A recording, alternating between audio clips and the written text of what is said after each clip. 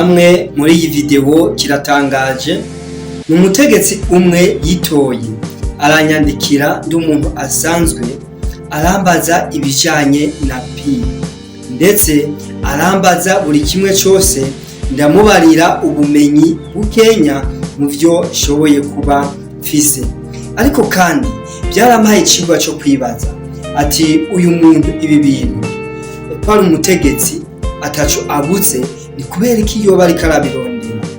Narabandanije kwibaza, ariko kandi cansubiza ibihe inyuma. Bagenzi, ntuzofite ku mahirwe igihe uyabonye. Igihe cyose ubonye opportunity nuyisezise, nuyicakire, kuko ntabwo uzi neza yuko hariho ayandi mahirwe.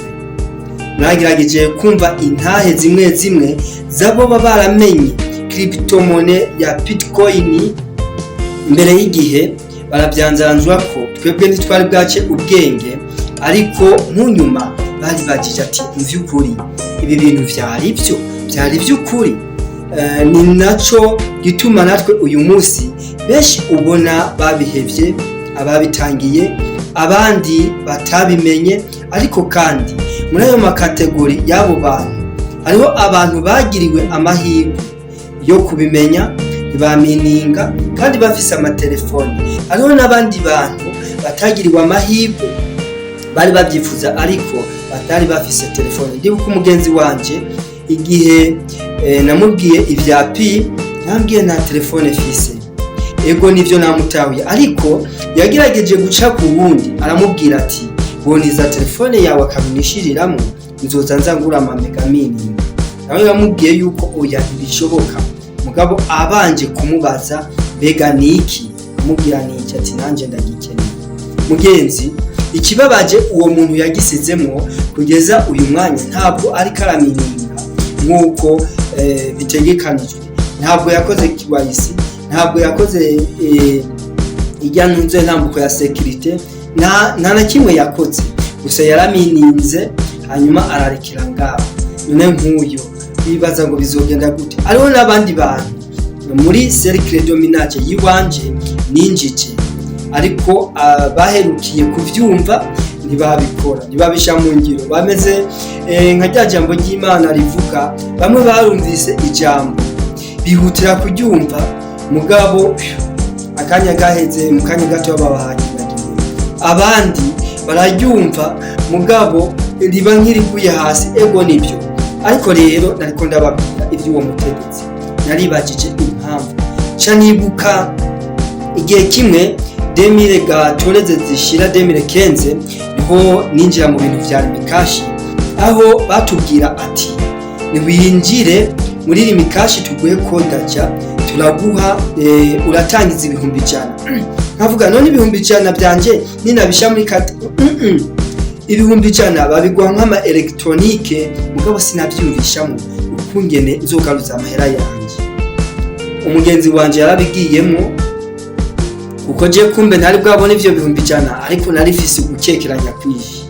Munyuma nanje naje kubijamwo, hanyuma turabandanya.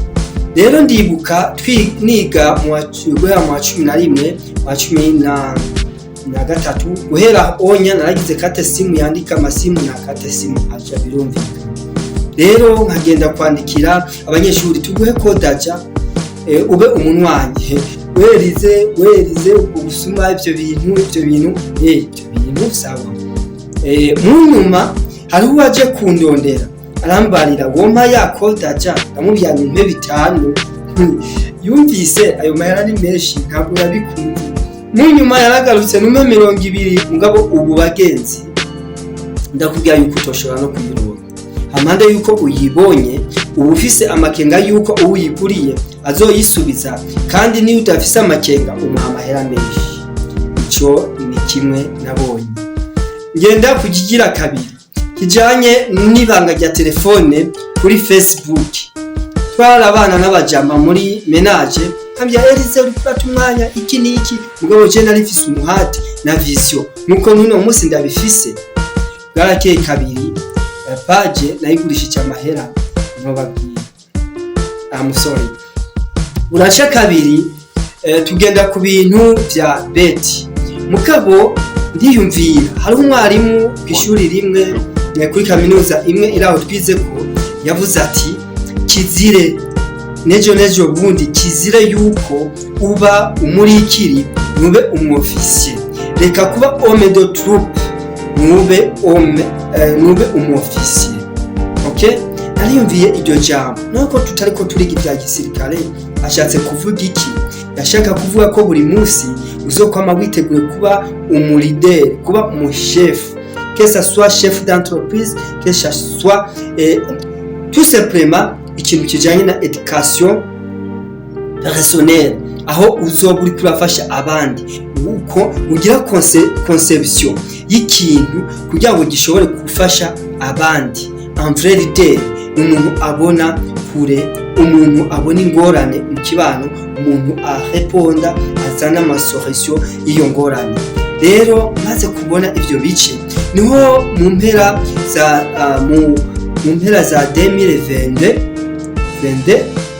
okay, zisha 2023 bien nasa kubona umugenzi muri groupe nasanzwe nigishiriza mu telefone, nimushame iki kintu namucini box ndamubaza ati none ivyo vya pi ugumuzana n'ibiki tubishiremo ushobora kuja ku isoko. Narabishizemo ndabyiga ndafata umwanya uhagije, ariko kandi kuko je simfa gucika intege bandanya ndamina nta makuru yandi nari nkeneye, ayo nari nashatse yarahagije. Bona mu nyuma birashushe ngo bigiye bije ku isoko ati reka ninumire, nubwo nyene mbona bigiye ku isoko birabandanije. Mugabe intambuko zose ndazikora, ari jewe ndazikoreye, ariko kandi fashijwemo n'umuntu atanyinjije, mugabo kandi ari kure tutegeranye.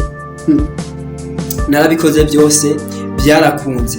Reka rero mu kwa 11 mu mwaka wa uheze bavuga yuko bishobora kuja ku isoko, ariko mu vy'ukuri kuri dashboard nta tangazo ryari bwaze yerekana yuko bishobora kuja ku isoko.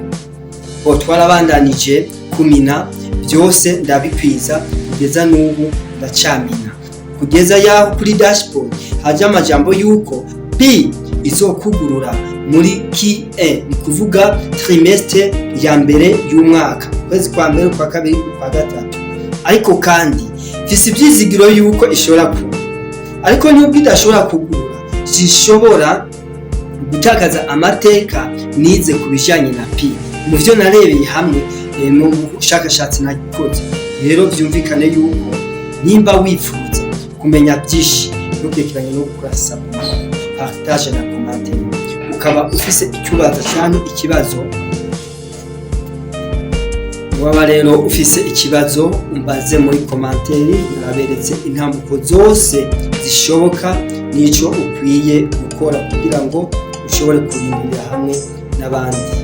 Siboko rero nizera yuko bizogenda buri ntambuko yose uyikore uhereye kantu gatonya kugeza ku kantu kari epfo. Rero umuntu wese ninjije andondere inbox kugira ngo ushobore kuba n'umufasha buri kimwe cyose, niyo tutoba twegeranye ndashobora kubikora cyane tugahana kandi siboko rero abifurize weekend nziza. Siboko à la prochaine vidéo.